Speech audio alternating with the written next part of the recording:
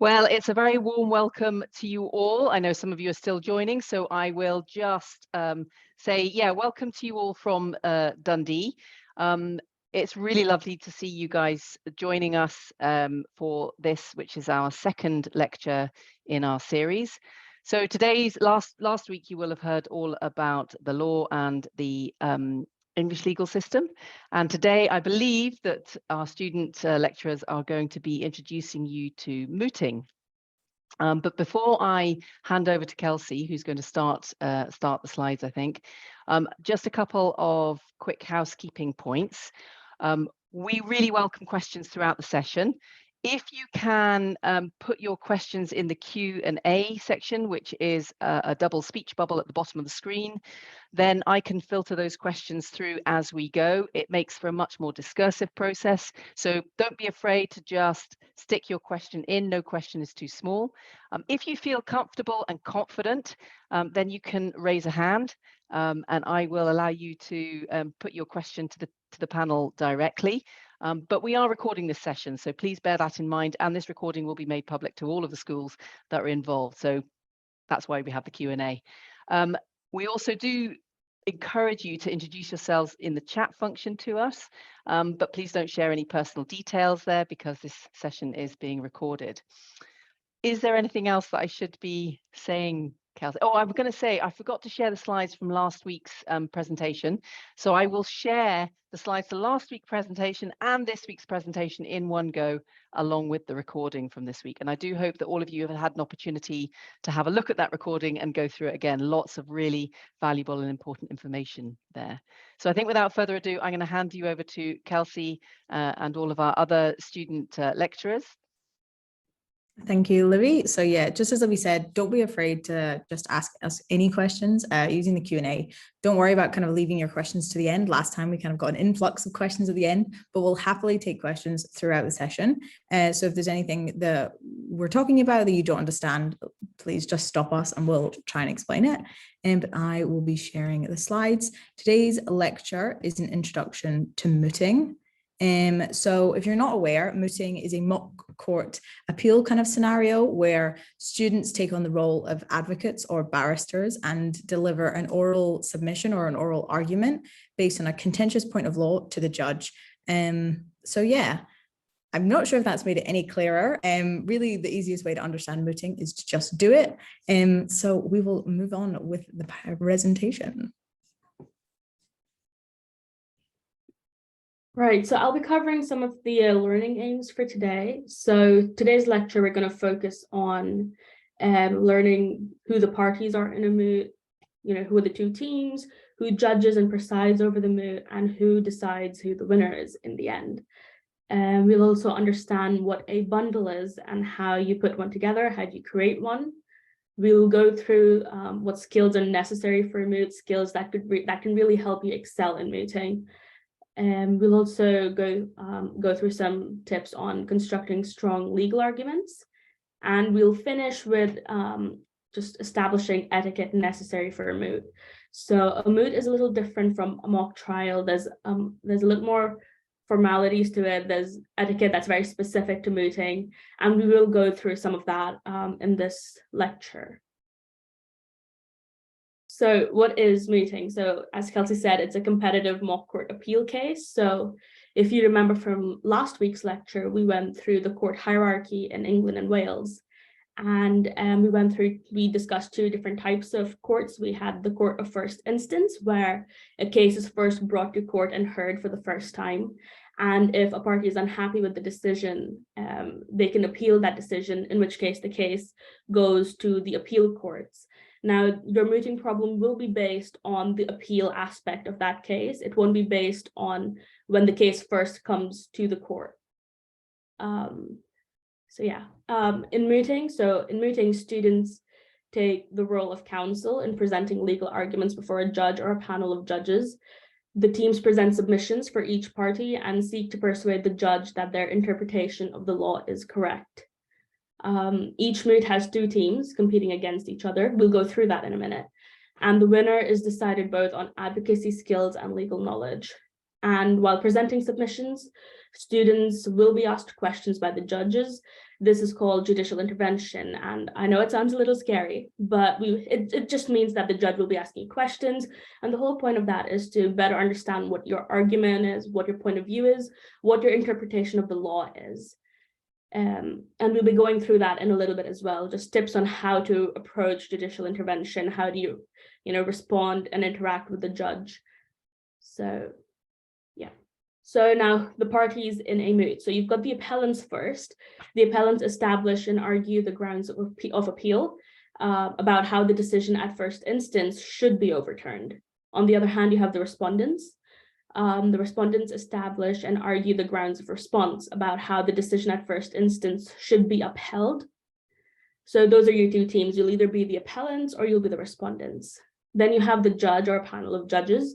So you as mooters, you'll be presenting your submissions to the judge. So the judge, I don't know if you covered this earlier, but we probably did. But the submissions are basically your speech, what your argument is as an appellant or as a respondent.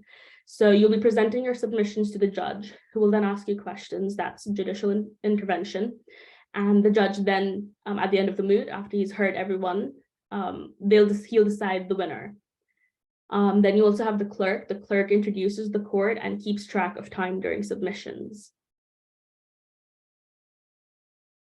Right, so this is very specific to this particular competition. If you look to the right, this little thing that we have over here is just the layout of it's the moot courtroom layout that you can expect to see in the competition. You have the judge presiding over the moot. Next to them, you have the clerk. To the right of the judge, you have the respondents, and to the left you have the appellants. So this will be the general layout that you can expect. Now, for the order of submissions in this competition will be senior appellant, followed by junior appellant, followed by senior respondent, and then junior respondent.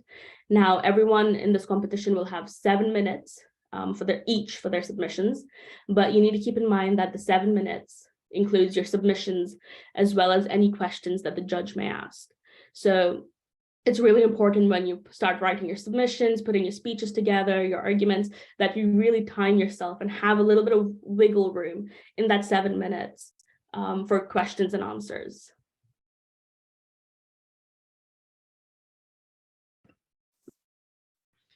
So the judge is the person with the most authority in the room. And during your mute, you should be extremely polite and professional when you're speaking to the judge. You shouldn't interrupt them or say anything that could be considered impolite. And they may or may not have experience judging a moot before. And so the appellants or the respondents, a word for them that can be used as the counsel. So counsel should follow the judge's lead and pick up on signals that suggest they don't understand or aren't following. So when you're reading out your submission, you should always kind of keep an eye on the judge just to make sure that they're following your argument, or they might be wanting to ask a question. So you could always pause and let them do that. And always offer to briefly cover the facts of the case you're talking about or the main case for the judge, as they might have not heard it before. So when you address the judge, this is really important, you have to refer to the judge as my lord or my lady, or your lordship or your ladyship. And it's in different circumstances that you do that. So if you're trying to show them something, say in your bundle, you'd say your ladyship. So if I could direct your ladyship to page 6 of the bundle, whereas if you're trying to emphasize a point in your speech, that's when you would say my lady or my lord. So it'd be my lord, the submission of the appellants relates to, so on. And you have to make sure that you refer to a judge correctly. And if you're not too sure how to do that, you could always ask them just before the moot.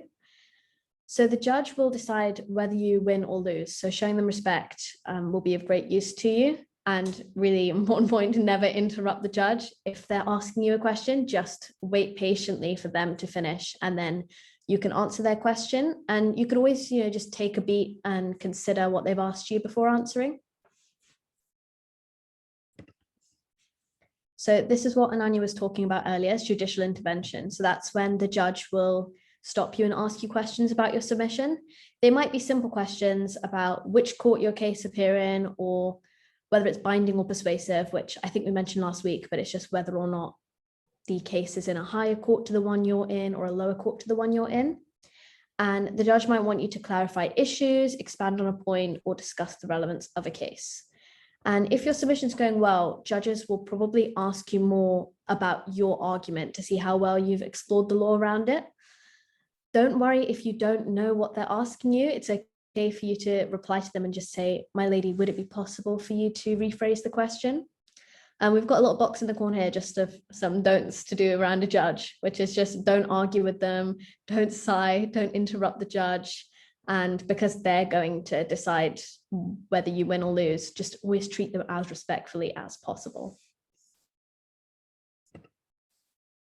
So Ananya spoke a little bit about learning about court etiquette earlier. So etiquette in a moot is very formal. So counsel should always keep their etiquette and behavior appropriate for a moot.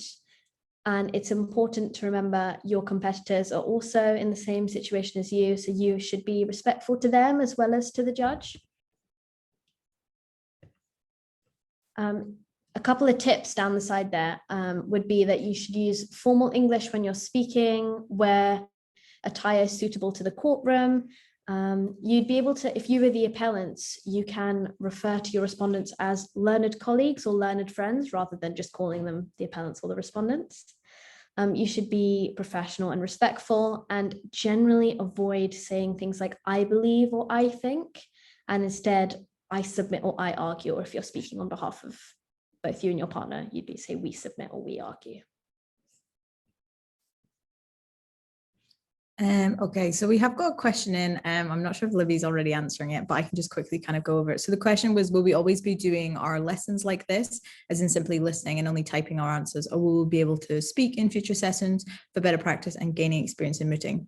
So we have got a couple of questions at the end of this slideshow that you're welcome to raise your hand and say the answer if you feel comfortable doing that. Of course, you don't have to, and this is being recorded.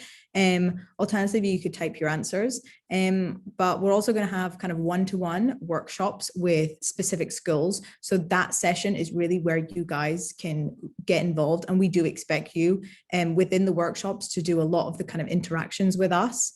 And that will be some examples is we'll go through the moot problem that we'll be using for the competition, and you'll be able to kind of bounce any legal arguments you want off of us, and we can kind of interact with you and say, that's a good point, but have you considered this? So yeah, there will be a mixture of lectures and workshops. Okay, so specifically, I'm going to cover how your actual moot is marked. So I think we talked about this last week as well. There is a variety of criteria that the judge can make a decision on. Some of these have different kind of weightings, such as like oral presentation is always going to take oral presentation and courtroom conduct is always kind of going to take a bigger bulk of the scores, I think, as well as kind of your analysis of the law and your response to questioning. Things like use of time and teamwork are still important. It's just, I think it's easier for some students to kind of get better at in terms of the best way to make sure that you use your time efficiently is to record how long it takes you to use to go through your submission. And if you're sitting at 8 minutes, cut it down to 5 or 6, because you know the judge is going to spend probably about a minute asking you questions at least.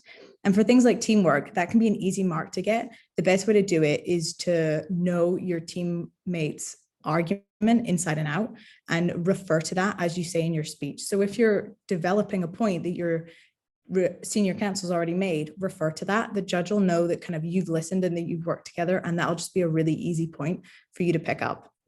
Things like structure of argument and relevance of authorities are other ones. In terms of authorities, you want to make sure that you use the most appropriate ones. And in terms of structure of your argument, you want to make sure it flows nicely and kind of the judge is following what you're saying. And effectiveness of rebuttals.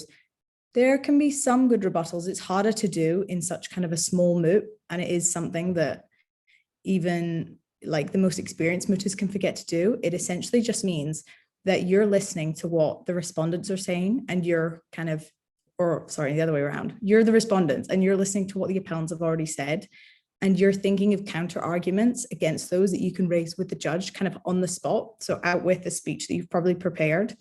And you can kind of add that in by saying, in response to arguments raised by my learned counsel, the respondents would argue that, and then say your point, and the judge can kind of listen and notice that you've added something else to your speech. So there are kind of two ways to win. Basically, you can win on the law, which just means that you have the stronger argument and that the judge is more convinced by the authorities you're relying on. However, that doesn't necessarily mean that you're going to win the moot. Winning the moot is about a culmination of kind of who's got the best legal arguments, but who's also scored the most points through things like oral presentation and being able to answer questions effectively. So each team will be marked out of 100, and we'll send around the marking scheme at a later date. I have a question that's come in saying, is it possible for no team to win? I don't think we've had that. Yeah, draw. Potentially, oh, the lights have went off. How dark do we look? No, we don't look that That's bad. fine. I don't think we've actually had a draw. Yeah. We did have instances where kind of like we would give out half marks. So basically, I think each moot's out of 100, but each team member gets like 45 points, can like get 45 points each. Like that's what their individual score is out of. And I think teamwork is out of like 10. So it's very unlikely just because of kind of the number of points. But we haven't had that yet. Maybe it'll happen this year. But I think each team also does like 2 moots. So it's also an addition of them. So I don't know, I guess it's very unlikely. Okay, so we've got some examples here of good and bad kind of ways to speak to the judge. So you guys, if you want to get involved in the chat and maybe tell me which ones you think are good and which ones you think are bad, and maybe any, I've got a slide next, which is kind of like how to make the bad ones a bit more courtroom appropriate. So can I just chip in here and say, rather than using the Q&A for this, you might want to use the chat for this section. So Kelsey's going to ask for your opinions on stuff, and you can just type quickly into the chat function, which is the single speech bubble, and we can just get a feel. So yeah, just say yes or no. So I'll read them out. So the first one is, my lady, please turn to page 4 of the bundle to see the relevant sections of the legislation highlighted in yellow. Okay. People in the chat, please, do we think yes, that's nice and polite, or no, that's really bad, we've got to change that?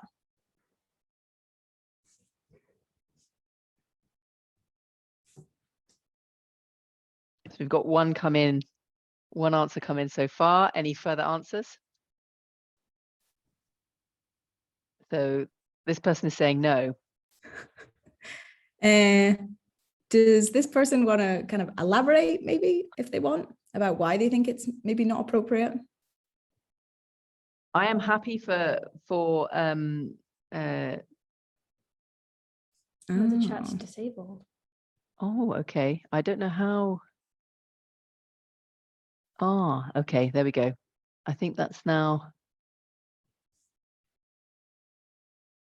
There we go. So I think I have enabled the chat now. Sorry, Could you guys. try again.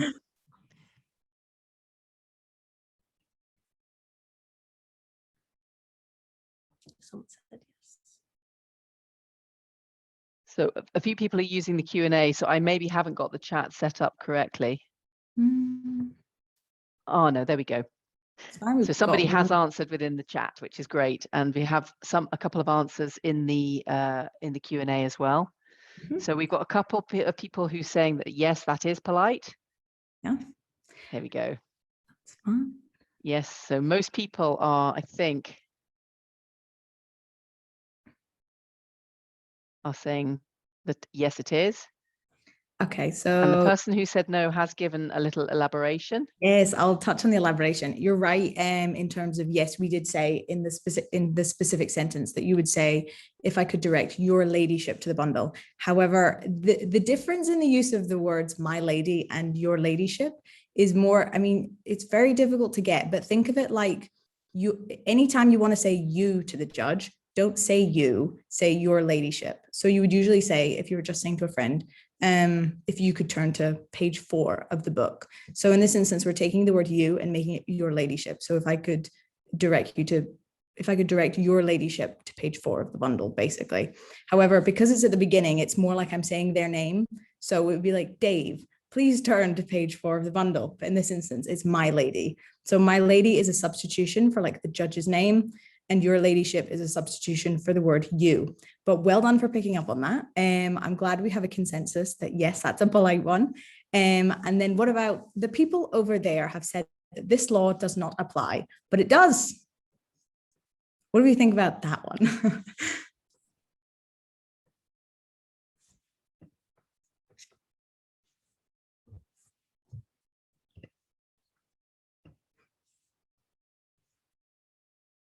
Yeah, we've got a lot of people saying it's impolite, it's not polite, it's too informal. Yeah, very good. I would say that one's not polite either. And as I said, we'll kind of discuss what alternatives you could say instead of that. And what about Your Honor? What you're saying is ridiculous.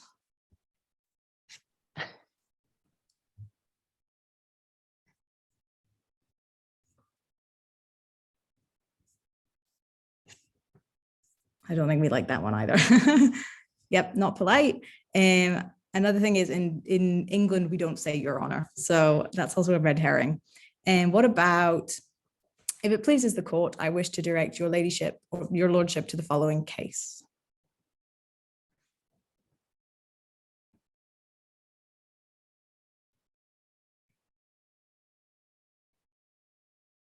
Good. And what about this one's, I think this one's kind of difficult. What about, I think everyone should look at this law?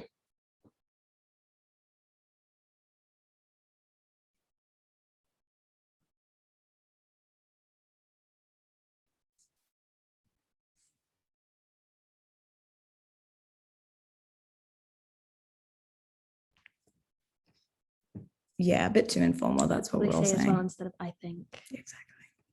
And so here we've got some, these are like the bad ones. So here are some ways that alternatively you could say it. So instead of saying the people over there, you should refer to them as my learned friends across the bar. You always want to respect the judge and the counsel that you're arguing against, even though you're like competitors. So you always want to say my learned friends or the learned appellants, or something like that. So you want to say my learned friends across the bar have submitted that this area of law is inapplicable. I submit, oh, we've got an extra bit, to your ladyship that the law applies here because. So you can still kind of raise the same point that you're allowed to criticize the other side's arguments. You just have to do it in a very polite way.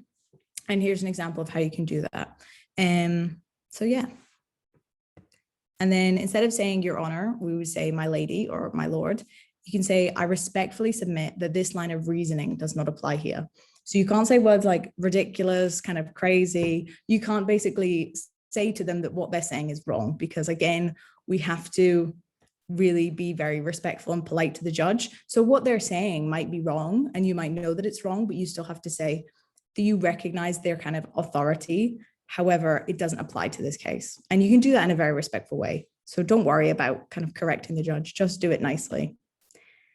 And instead of saying, I think everyone should look at this law, you can say, if it pleases your ladyship, I will direct the court to the following piece of legislation found in the bundle at page. So that's another polite way of doing it. We don't really want to use the word law that much because again, we want to be specific. So is it legislation? Is it case law? If you're actually referring to a piece of law or legislation or case law, it has to be in your bundle. This is what we're saying before. We're going to provide you with a bundle and a list of authorities you can use. You can't use any outside of that. And you wouldn't be able to in a regular moot either. Not polite due to the I think. That's very good. Yeah, we don't want to say I think. We want to say it is submitted. So I'm just having a look at the questions. Is it possible to still use Your Honor along with everything else in the correct answer? No, myself and the rest of the judges, including Peter, won't like it if you say Your Honor. So Your Honor is more like an American thing. And here we just say, my lady, my lord, your ladyship, your lordship. Another question. Do you want to answer that one? Yeah. So if a respondent's rebuttal is proved to be incorrect, would that affect markings given to their team? I think when you're thinking about the use of time for your speech, if you've even left like 30 seconds to a minute to have space for rebuttal, and you probably won't have time to give a really specific rebuttal to the appellants that are against you or the respondents. So I don't think it would be that I think If the judge picks You're- up on it. yeah, if the judge picks up on it, maybe they might ask you another question about it. But if your rebuttal is quite good, it can affect the markings in that you'll get better marks for offering rebuttal. Yeah. But yeah, if you kind of say something that you know is wrong, I would try not to. So don't go to the judge and try to lie to them and say that the case that the appellants have used is wrong, or not binding when you know that it is binding, because the judge is going to have, will not like that. We'll ask you another question. Okay, so my slides are done, but I can't unmute myself. Perfect. I hope everyone can hear me. This is my first time doing it from home, so I hope my Wi-Fi doesn't fail me. So I will be touching a bit about the bundle. So for me, I feel like mooting on the day can be very nervous. So you want to really optimize your chances by making sure that you're super prepared. So one of the things that every moot requires from each team is a bundle. So what is a bundle? A bundle is essentially just a collection of cases and or legislation that you will be using or relying on in your moot for your during your submissions. So during your speech, you will direct the judge to sections of your bundle. Now, it's so important that you have an organized bundle because essentially you want the judge to know where and how they can find what you are mentioning, your arguments. So you can do this by highlighting the speech that you are referring to. You can tab this. And as mentioned, you would want to try and make this as clear as possible because you're meant to help the judge direct your arguments. Now, your bundle should also include your skeleton argument and the moot problem. Now, if I'm not wrong, usually in a bundle, the skeleton argument would be the first page, and then the second page would most likely be the moot problem or the statement of facts from the moot problem. And then after that, it would contain the cases or the legislation that you are relying on. Sorry to interrupt you there, Hannah. Just a quick point about, I'm lowering my hand. You won't be making a bundle or a skeleton argument for this competition. We just want to, am I? Yeah, I'm fine. I'm not unmuted. Make sure that you know what one is, because if you do a law degree and you do want to do mooting kind of at a higher stage than this, you will be expected to make a bundle and make a skeleton argument. So when we talk about kind of directing the judge to the bundle, what you'll be using is the judgment pack, and you'll have to direct the judge to those specific pages. But we'll still circulate a skeleton argument and a bundle if you guys want, because they're helpful to look at. Perfect. Now, the second part, so as I mentioned, you're really trying to optimize your chances to win on the day. So how you can do this is by making sure that you are really well prepared by conducting your research. Now, for at university level, most of my teammates here, we will usually have access to legal databases where we will look for cases or legislation to help our submissions. But for this competition, everything that you need will be provided and can be found. So it can be found in the textbooks that we've recommended or we've provided to you. And we will circulate all of the judgments, case reports that you will need for the competition. So you won't need any access to any legal databases for this competition. So how can you conduct research? What's the process like? So if I could break this down into 3 steps, the first one is obviously you need to have a great understanding of your problem. How I usually do it is I would read the moot problem and kind of understand the story at least 3 times before I'm trying to, come up with arguments, just so that you are really clear on what's happening. So then you can obviously look for the issues, look for points of argument. Sometimes I have friends who literally print the moot problem out and they start writing on it and really trying to brainstorm what can be submitted. Then the second part, which involves a lot of teamwork, is you would have to kind of discuss what you found, the points of appeal with your teammate, and kind of split it. So, there's a tactic to it. So sometimes you would do a certain argument in a certain order. So you would ask your friend to do it first, and then you would kind of speak on another point. So you can kind of discuss this and see what order makes sense for you. And lastly, we mentioned this previously, the rebuttal. I think Kelsey mentioned this. You can also, if you have space in your speech, kind of prepare the opposing side's argument so that you can do a rebuttal during the moot, but it really depends if you have time. Now, a few helpful tips for the moot. Do not reference the textbook. It is not a legal authority, which means it is not binding on the court. What you can use your textbook for, however, is for the understanding of a case or legislation. So what you can do is sometimes in textbooks, they will have, the facts, and they will, elaborate what, what this judge said, what that judge said. So they will summarize it for you, but then you would obviously have to go back to the judgment and take what the judge has actually said, because that is what is legally binding on the court. So finally, ensure that the cases are from higher up courts. I think Ananya mentioned this in the last session. So always look back on the court structure. The best way would be to look for cases from the Supreme Court, because that's the highest court. So that means it would be binding. So that's just a safe option. Yeah. So we'll just do a recap of all of the terminology that we've mentioned that may seem a bit foreign. So I think Kelsey mentioned this at the beginning. So what is a moot? A moot is a mock trial where we are arguing about a point of law that we disagree on.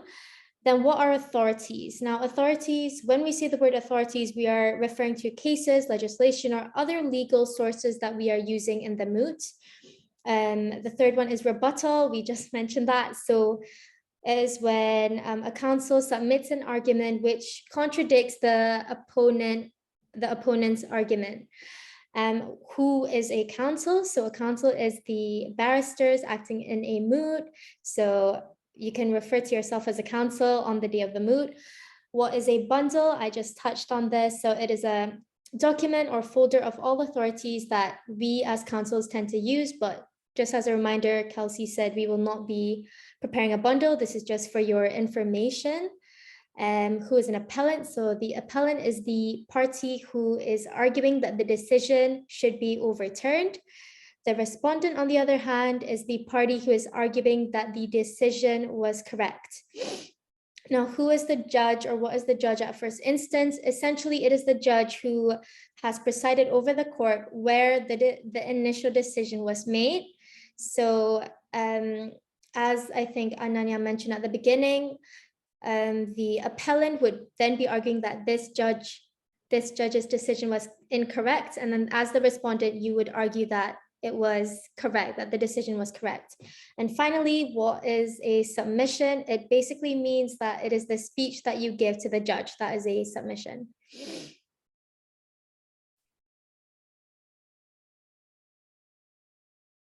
Perfect.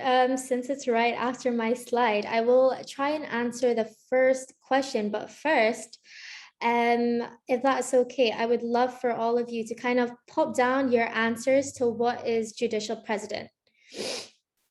And we'll just give you some time before we reveal our answer.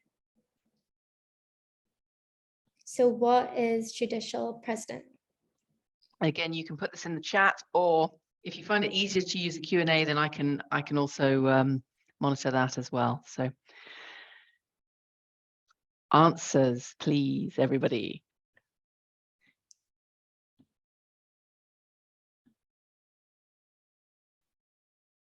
I think everyone's nervous. No one wants to be the first one. I think it's kind of a weird question, so maybe we'll give time for people to type. Don't worry, Hannah, as well. I've got answers. They're hidden right now, but you don't have to come up with one. We've got a couple of answers in, yeah. We love that.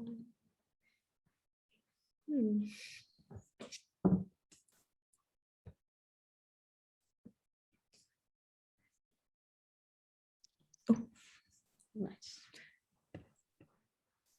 So do you want to comment, Hannah, on the answers? You see them?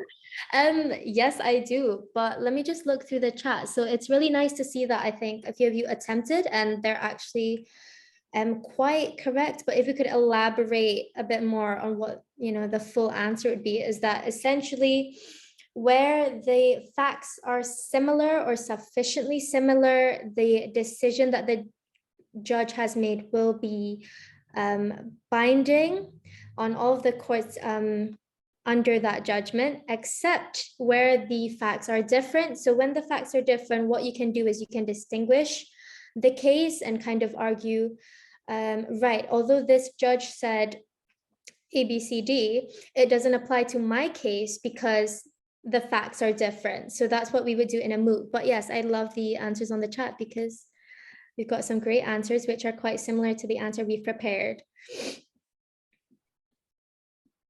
All right. Okay, so really good, guys. Thanks for everyone for getting involved. Second question, Rhea said she doesn't like this question, is what is a law report? Don't worry, think really basic. We're not looking for, massive answers here. Don't worry. So if you know what a law report is, put it down in the chat. If not, don't worry.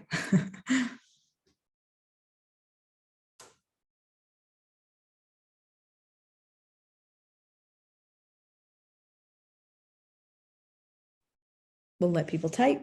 I'm in no rush. As long as they're not Googling.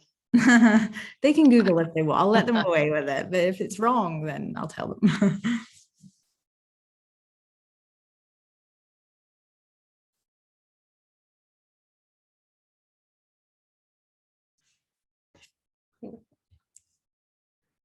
So someone's answered, these are the reports of judgments of judges. Yes. That can be a definition. I can't quite remember what I've written down. But if no one else is typing, then I'll show you. So a law report is a record of a judicial decision, which is just, it's the judgment basically, but it can also include a lot more. So it includes the submissions from the party, as well as the judgment of the court and the outcome. It'll usually also give a bit of background of what the facts of the case relate to and any like courts it's already been to. So say if you get a Supreme Court decision or a Supreme Court law report, you're going to have a bit of text at the beginning which talks about how it's already been through maybe the Crown Court or the High Court. So yeah, it includes, an important thing is that it does include the submissions from the parties. So what we usually get in a moot is some people try to quote the submissions of the parties, and we have to stop them and say, what you're quoting is not actually law, because what we care about is the bit from the judge. That's right. Okay, that's fine.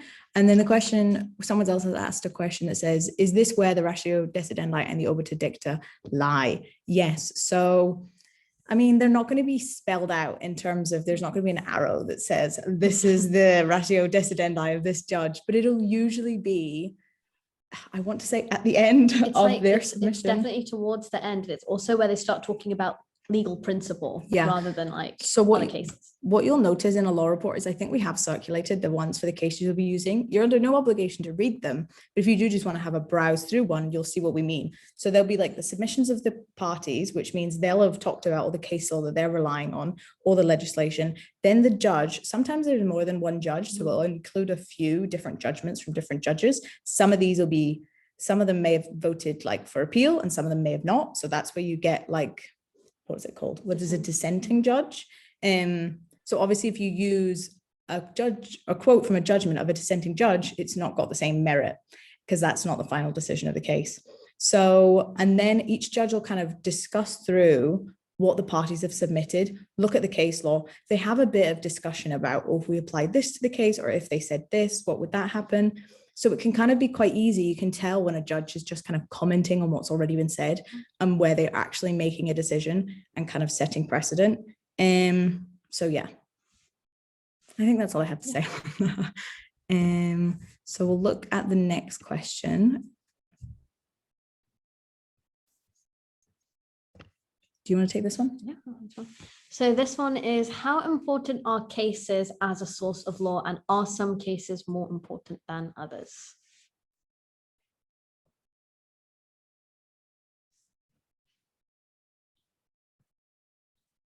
Whilst people are thinking about that question, Kelsey, I wonder if I can ask you. So we have sent on to all of our schools the mooting the judgment packs for both the internal and the international competition. In those judgment packs, the what you were talking about earlier, the law report, is that what's included in the judgment packs, or are the law reports in the wider documentation that we will also send on? I'm not sure what you've already sent. So the law report is like the PDFs of each individual case. Have we sent Okay, those so on? we haven't sent those on yet. Those on yet. So that was going to be my Sorry. question. No, So no, we no, that's will, fine. which is good. So we've sent on the judgment packs, which is like the effectively what would be a bundle type thing, almost, So but not quite. the judgment pack is going to include some a little bit of facts of the case, and then a couple quotes from the judgment that we've handpicked out. So those are the quotes you'll be using, and hopefully we haven't picked obiter dicta ones. But yeah, if you do want to delve a bit further into the case, then I recommend reading the judgments. And we will send those on when the time is right. Can you repeat that question again, just whilst because I've probably made people forget. There we go. So the question is, how important are cases as a source of law, and are some cases more important than others? And we've had like a branch of that question asked by someone as well, which is, are cases handled in higher courts more important? Who knows? Are they? So we've had a couple of answers in the chat, and those are right, that cases do help set precedent. And yes, some cases can be more important than others. And the way that a case can be more important than another case is by the court. So yes, the answer to that question would be that a case from a higher court would be more important than a case from a lower court. So following the doctrine of judicial precedent, case law is an important source of law, and cases which are heard in higher courts like the UKSC, so that's UK Supreme Court, which was previously called the House of Lords, which is why sometimes you might see UKHL, holds a higher status. And some cases are very important in certain areas of law. So the case Donoghue and Stevenson would be really important in the law surrounding duty of care.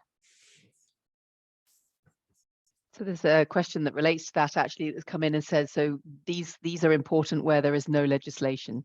And I think that's a question, like a rhetorical question. So I think maybe, are they important where there is no legislation? Is that why they're important?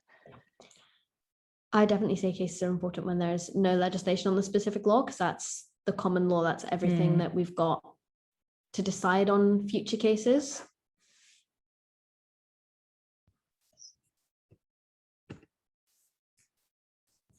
Okay. Does Ananya maybe want to take this one, or do you want me to do it? No, I don't mind.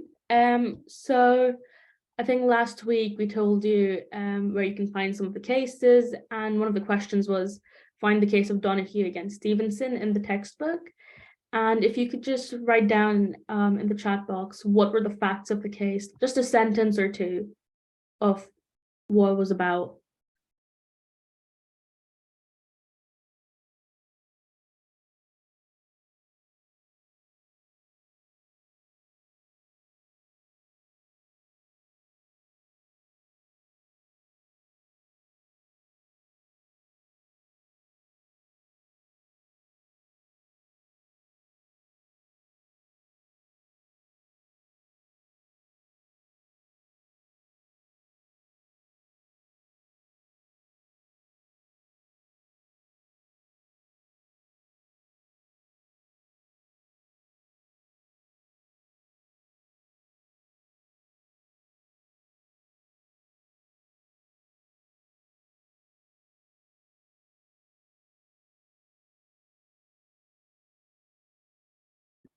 Right, so we do have a few answers coming in. Someone said it was a case about a consumer harmed by a defective product. That is absolutely correct. So it was basically Mrs. Donoghue, and that's where the case gets its name, Donoghue against Stevenson. Mrs. Donoghue found a dead snail in the bottle of ginger beer that her friend bought for her, and she wasn't able to claim through breach of warranty of a contract because she wasn't a party to any contract. What that essentially just means is that, so just really quickly, a seller usually to fulfill the terms of a promise. So, a promise not to sell defective products that could harm consumers. And so the case was a pretty difficult one, only because she wasn't party to the contract because her friend bought it for her. So, and there's another one, the judge of said case talked about the neighborhood principle. Yes, so yeah, that's another big point. So the case was talked about the neighborhood principle. Essentially, you treat other people, doesn't matter if you have a contract with them or not, to not sell defective products, you treat them the way you would expect, the way you would treat a neighbor, and the way you would want to be treated as well. A question has come in, but it's not related to this specific We have a question. question, yeah. So it's relating to criminal cases, and the question is: do criminal cases always start in magistrate courts, regardless of the crime? It doesn't always. So generally, you have when it comes to criminal cases, it generally either starts in the magistrate's court, which is the lowest court in the hierarchy, or the Crown Court, just above that. And it depends on the seriousness of the crime. So if it's if it was a less serious crime, like if we're talking about theft, which is just someone stealing, that would usually start in the magistrate's court. And if it works its way up, that's okay, but it generally starts in the magistrate's court. And then if you have something a little more serious, if we're talking about kidnapping or a robbery, which is a little different from theft because it also includes like threat and bodily harm, and it's a little more serious, obviously, compared to theft, that sometimes starts in the Crown Court just above. So no, to answer the question, it does. In criminal cases don't always start in the magistrate's court. It can be either the Crown Court or magistrates, depending on the seriousness. So we've got a question here about, if you do not agree with the outcome of a case, can you appeal several times, or is there a limit?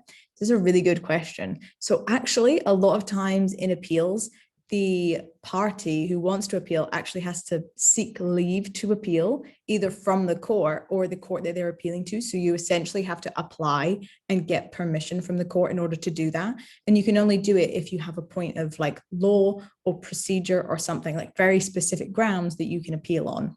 And you can't just kind of keep appealing over and over again. So the way it works so say if we were in England, let's go with England. So we'll go with the civil cases. So say you start in like commercial court. Is that a thing? Commercial, is there a commercial court? Chancery court? The Chancery Court. Okay, we'll start in the Chancery Court, which is very low. Then if you want to appeal, you go to the High Court. Yep. Yeah. Yes. Yeah. Like, it is not the High Court of Justiciary because that's Scotland. Then you go to the High Court. And if you want to appeal again after that, you have to either ask the High Court's permission or the Supreme Court's permission in order to appeal, and it will go to the Supreme Court. And then you can't really appeal after the Supreme Court. If it's on like a human rights point, sometimes you can take it to the European Court of Human Rights. Otherwise, you could have taken it, if we were still in the EU, you could have taken it to the European Court of Justice. But usually, yeah, you can only appeal, it's basically once or twice. And there are different routes depending on what type of case it is. Sorry, Ananya, back to your questions. No worries. Okay, so if we don't have any other questions, we can just move on to the next part of the fourth question, which was, what was the outcome of the case? Did Mrs. Donahue win the case? Did she get damages? Was she paid for the damages, or did she lose the case? What do you think? How do you think it ended? I'll just give you guys a couple of seconds to type it up.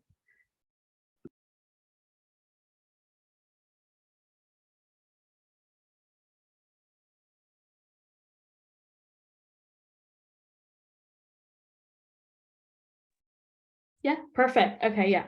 So so Mrs. Donahue was paid, was awarded damages. What do you think the ratio decidendi of the case was? What do you think the legal principle for the outcome of the case was?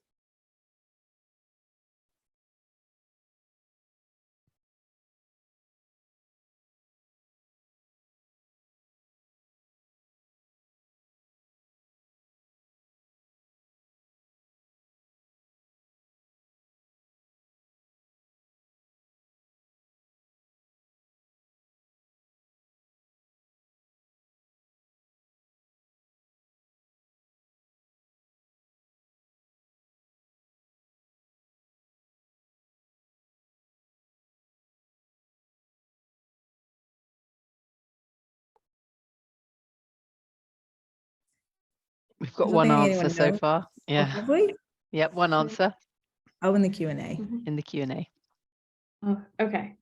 Yeah, so yes, so they did establish the duty of care principle.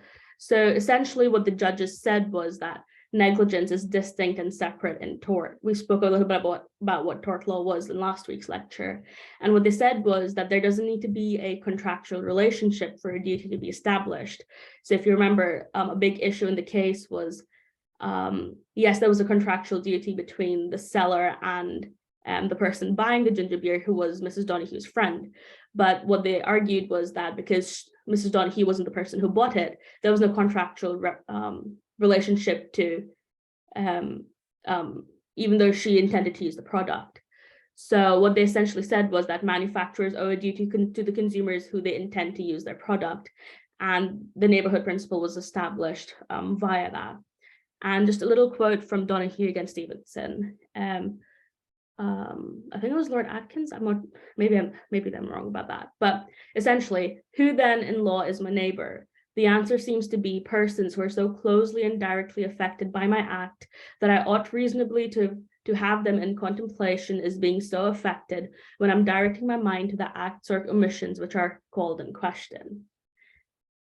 I think that's pretty self-explanatory. If you guys have any questions about that, just pop it in the chat. But in the meantime, what are your thoughts on the case? Do you agree with the outcome of the case? What implications could this have on manufacturers?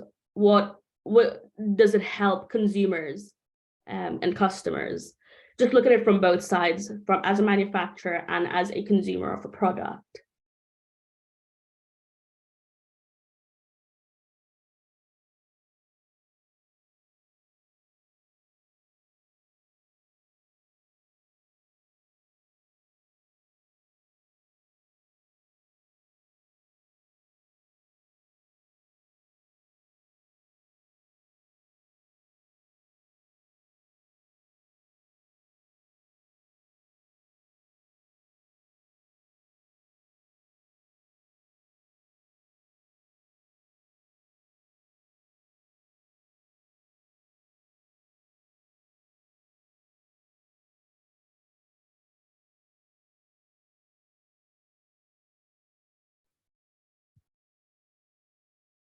Okay, I'm not sure if we've had any answers, but it's a pretty open question. It's just, what are your thoughts on the outcome of the case? I think Hannah spoke a little bit about case law and how it's binding on lower courts. I think the case went all the way up to the Supreme Court, if I'm not wrong, and it's therefore binding on the Supreme Court and all the courts below it. So, like, a lot of times you'll see, I'm going a little off track here, but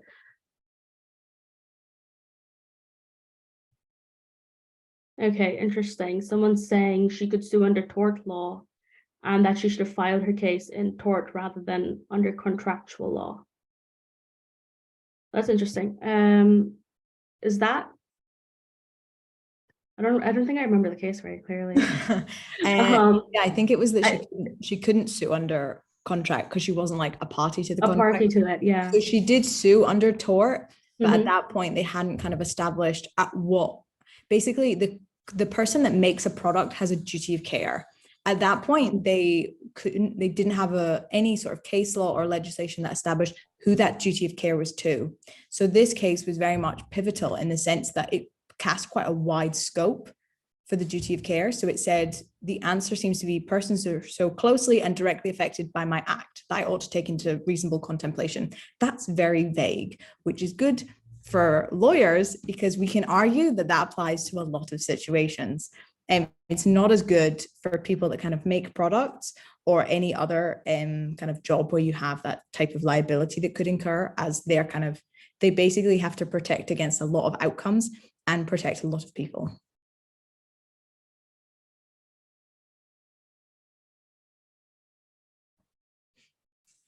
Okay, so I think we've got some kind of good discussion going on, but we just wanted you guys to have a think about, how can a case have implications? What kind of benefits and advantages and disadvantages are there for kind of each party within a case? And so hopefully just kind of keep having a think about that, and that kind of skill will come in really handy when you're going to do your moot problem So there's only one question left. It's just a quick one about how many judges are currently sitting in the UK Supreme Court. If you know, pop it into the chat. This is the last question. I know we've kept you guys a while, but I'm really glad that kind of everyone's got involved as much as they could and answered lots of questions and also asked lots of questions. So yes, we have an answer here that says 12 justices. You are right. It is 12. I don't know who they are. I know that Lord Hodge is one of them and we have met him. So that's a fun fact for you guys. But we'll obviously stay as long as you guys have questions, but I'm aware that we've kept you a while, and hopefully you found today's lecture really interesting. So just let us know if you have any questions.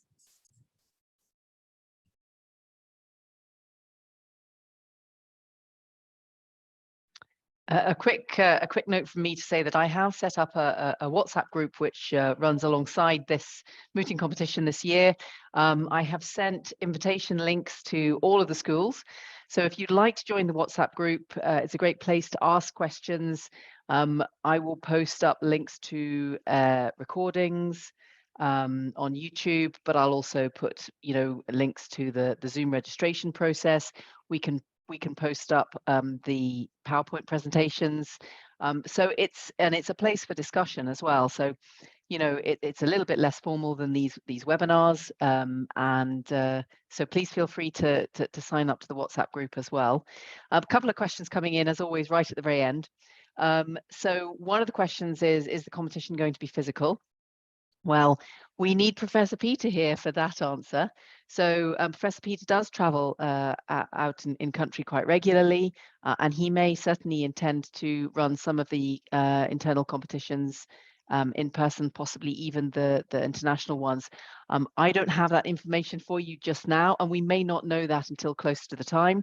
For the last 2 years, we have been online, and they've been extremely successful, actually. And it's allowed a wider group of schools to participate as well, which is wonderful. So I think that answers that. Have we yet sent resources to the schools? So we have sent judgment packs. For those schools that competed last year, mooting packs were sent on. We're in the process of trying to work out which schools are new this year and therefore don't have mooting packs yet. So for those schools that joined this year, they may not have the textbooks that we were referring to in both the last lecture and this lecture, but we will work out which schools they are and try and get those textbooks off to you as quickly as possible. Your next lecture will be this time next week, and I will send the registration for that by the end of this week, probably tomorrow, as I'm off on Friday. Gosh, we've got one here. Difference between a law report and a transcript. Can one of you guys take that one on? Yeah, so I guess when I went into court, the biggest thing that kind of I guess the thing that kind of surprises you is that law reports and judgments don't automatically get made like that quickly. Sometimes a judge can retire from a case and he'll hear the case in court and then he'll go away for about 3 months and he'll spend that time writing the judgment and then it'll get published. So a judgment can be almost like an essay, if you think about it, that a judge has written based on various types of case law and research that he's done relating to the case. Whereas a transcript, I think the court does keep a transcript of a recording of all cases. However, usually it's not widely available for lots of people to view. It's really for the court to kind of keep accountable of itself in case something's happened. And it'll just be a word by word kind of basically description, of what has happened during that case. But a law report is very cohesive and it can take into account things that have happened in different trials and cases. And there are different law reports that you can look at. So we have one called the appeal cases law report, or you can have Scots Law Times, which English cases won't be using, but it's one that I know. So there can also be things there's an environmental law reports thing. So cases can be published in different areas and they're not always the same. A couple of more questions just before we finish up. What type of cases would we be dealing with for the mooting competitions? So the first problem is a contract problem. So it's about kind of whether an action that someone does, which means they can't fulfill their obligations, whether or not that breaches the contract, or whether they can kind of sue for damages under that. So you can go away and do some reading on basic contract. I don't think it's a very difficult problem. And I think it's already been sent out, so you can already have a look at that maybe. And then, okay, so there's another question. In the event that a judge or the person suing passes away, what happens? So if the judge passes away, I guess it just passes on to a new judge. Definitely, And sometimes cases will have multiple judges, so it's probably not the end of the world. It'll just get passed on to a new judge. And if the person's suing, their children can sometimes like inherit rights and things. So if there was a right to sue, their children might inherit that right. But the case doesn't necessarily end, kind of. However, if it was like a criminal case and the accused passed away, then the case would probably end because, yes. But I don't think that's happening in any of our competitions, so don't worry. Well, hopefully not. Okay, and I think it's time to wrap this session up now. We've been the lectures has been going for over an hour now, which is great, and lots of questions coming in at the end, which is what happens. So many thanks to our student lecturers for giving such a comprehensive introduction to mooting today. I will pass on the recording of this as soon as I have uploaded it to the YouTube channel, and I will also pass on the PowerPoint presentation from last week and from this week, and my apologies for not sending that on sooner. If you have any questions in the meantime, you all have my contact details, or your teachers will have my contact details, and do make use of that WhatsApp channel if you feel that you want to be involved in that. But from us all in Dundee, it's many thanks for joining us, and we will see you next week. Cheerio, bye.